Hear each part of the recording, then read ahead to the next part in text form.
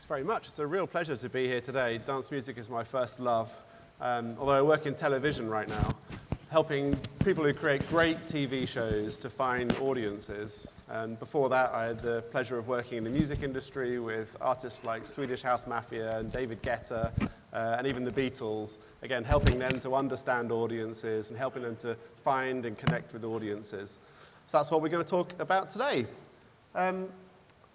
There's three parts to the talk today. So first we're going to talk about who different audiences are for individual electronic music artists and for electronic music overall in the region. Next we're going to talk about festivals in the region, how their audiences break out and what some of the nuances are there.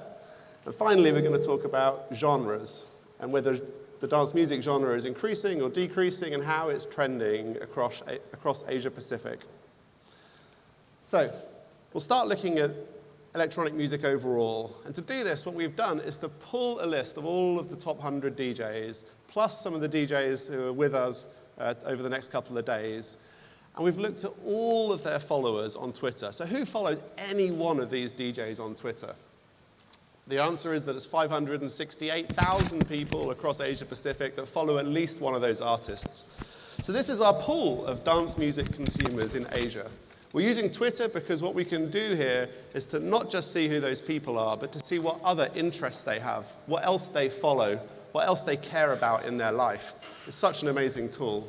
And thanks to a company called Affinio, who are a data science startup based in Canada, who do this analysis for us and allow us to get this understanding. Okay, so we've got 500,000 people in Asia-Pacific who follow at least one of these artists. Like, who are they? How can we understand them? And what we do is to cluster those people based on their interests. So each group here is a group of those people who behave similarly, who have similar interests. But who are they? Well, the first lesson is that countries unify people, and each country is quite different. No surprise there. We've talked about it at IMS before. But here we can see the computer is telling us the same thing. Some people's interests are very similar to their country mates, much more so than the genre. They're all EDM people, but these people are bound together by their interest in India and Indian culture. But it's not just that each country is different. Each country plays very differently in who they are as well. So the Indian people, if you look at their interests and the other activities and the things they follow, then there's Bollywood. If you look at the Philippine cluster at the bottom, their interests are all around actors and singers. And Indonesia, it's all about pop. So each country has very different audiences, but we know that already. So where does EDM play into this? Well, outside of the Indian EDM people and the Philippine EDM people, there are a bunch of genres that come together across borders to unify people. So here is in dark green at the top are a bunch of people who are primarily interested in EDM. EDM is the thing that they follow. They follow lots of artists. So they're not associated with their country as much as they are with EDM. This is who we think of as our audience. But there's more. There's a trance group who form separately from the EDM group, different selection of artists, different preferences. And then there's a couple of pop groups as well. There's dance pop, like David Guetta dance pop group. And then there's a US pop music group in general. They like some EDM, that's great, but it's US pop music is the thing that they love. That's what unifies them. So 10 different audiences for us in Asia for EDM. And each artist plays really differently to those audiences. So whilst David Guetta, no surprise, is most popular amongst the dance pop group, if you look at someone like Skrillex, it's the US pop group, interestingly, and also the trance and the Malaysia groups, where he really stands out. They're the groups that really love his music. And if we look at some of the artists with us over the next couple of days, like Jolin Tsai, it's the US pop group, is the group where she most over-indexes. It's fantastic. Very different profile for each artist in each group. And so while we might think that the typical EDM audience, the people we know best, the people we love, well, we might think that their interests are EDM artists, and that the media they consume are things like DJ Mag and Mix Mag. And we might think that the brands that they associate with are things like Beatport, Rockstar Games, and Ableton. Actually, that's just the EDM segment. That's a small part of our audience. And the other audiences who are hugely important to us, vast numbers don't behave that way at all. If you look at the dance pop segment, it's a very different list of artists that they care about, no surprise. And then the India and Bollywood, their interests, the people they follow, again, very, very different again.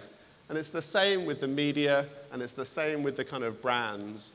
So yes, our EDM audience is the people we think they are, but don't forget the other big audiences out there for whom EDM isn't their first love, but they're part of our audience. So I should say that all this is going to be online, and there's tons more detail that we weren't able to get to today as well. So in particular, there's 1,000 interests for each of these groups listed out. So if you're interested in digging into one of these groups or one of these countries, you'll be able to do that on the download. Next, let's take a look at two of the big artists who are with us over the next couple of days, Skrillex and Alesso.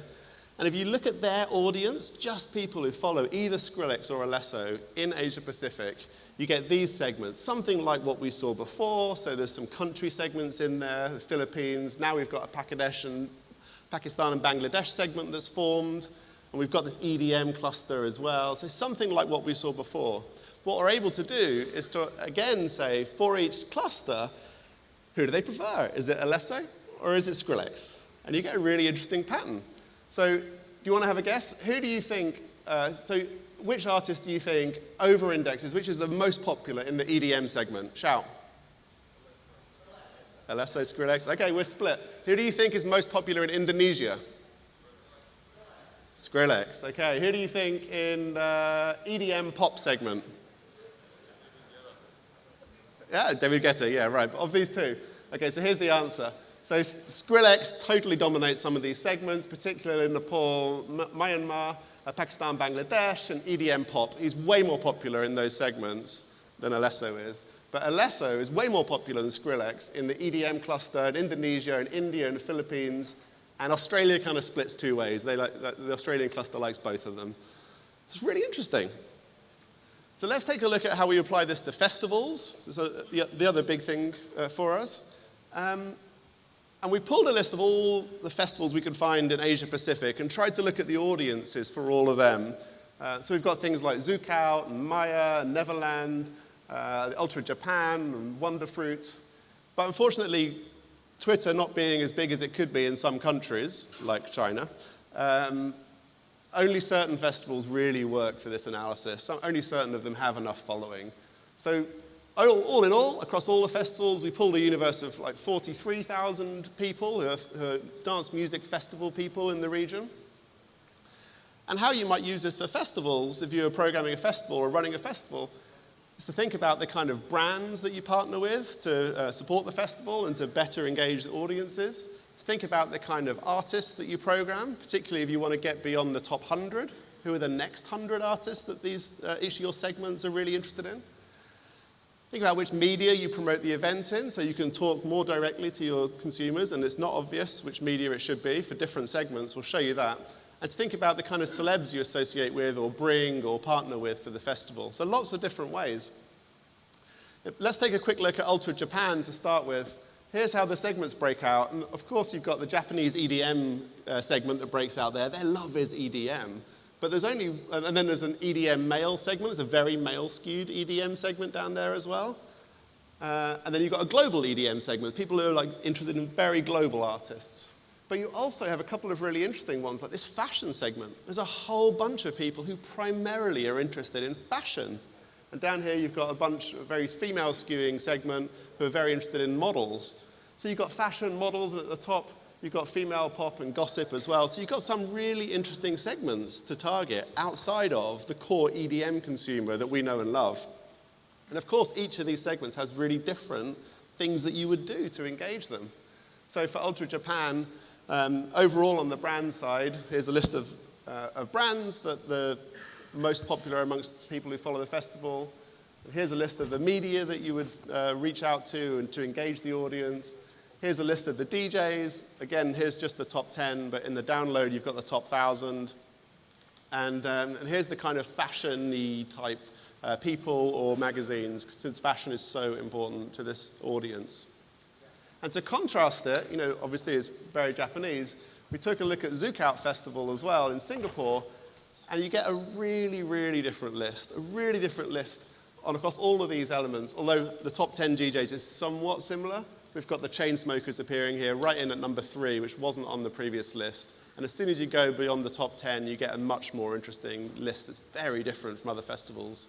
So really helpful if you're programming a festival or marketing a festival. And again, top 1,000 available in the download after this. So finally, let's take a look at genre trends and how audiences overall are developing in the region.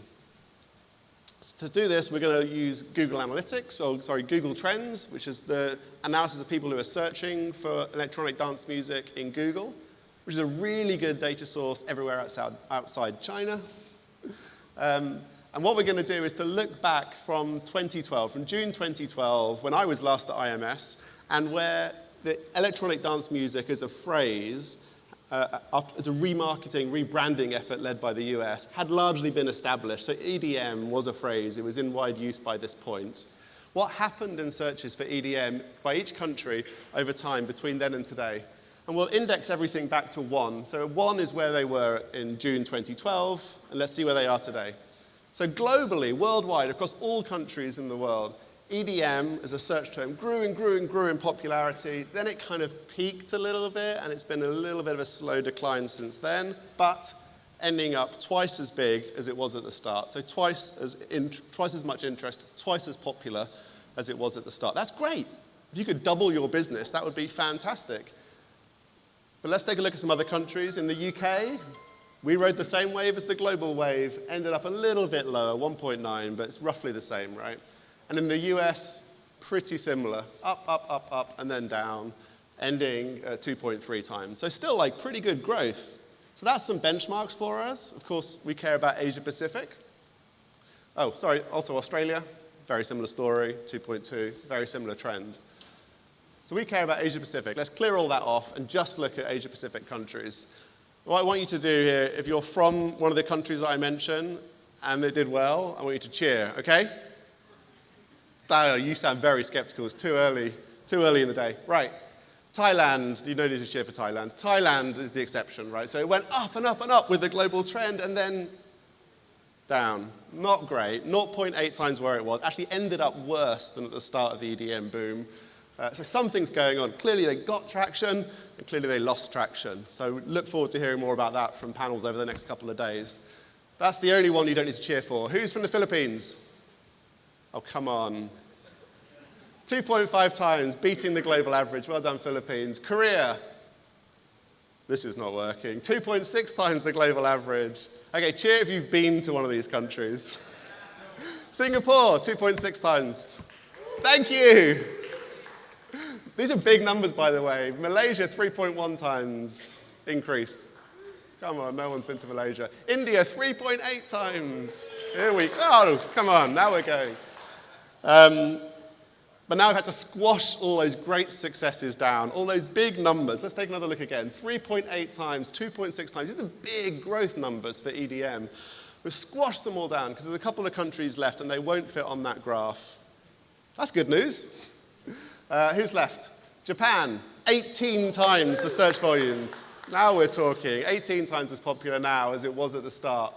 And China, 26 times. There we go. As I said, I'm not sure that Google search traffic in China is the best data source on EDM, but it tells us the right thing, so we'll go with it. Other countries, I think, is pretty good. Here's a nice summary. So good growth worldwide. This is impressive. Good growth numbers worldwide, but great growth numbers coming from Asia, really powering the global rise of EDM. And then, frankly, amazing numbers from Japan and China. Unbelievable numbers. So we hear about the growth, we feel the growth in the work that we do, and it's good to see the growth as well. Doubling the interest globally and powering that increase from Asia. So, quick summary then.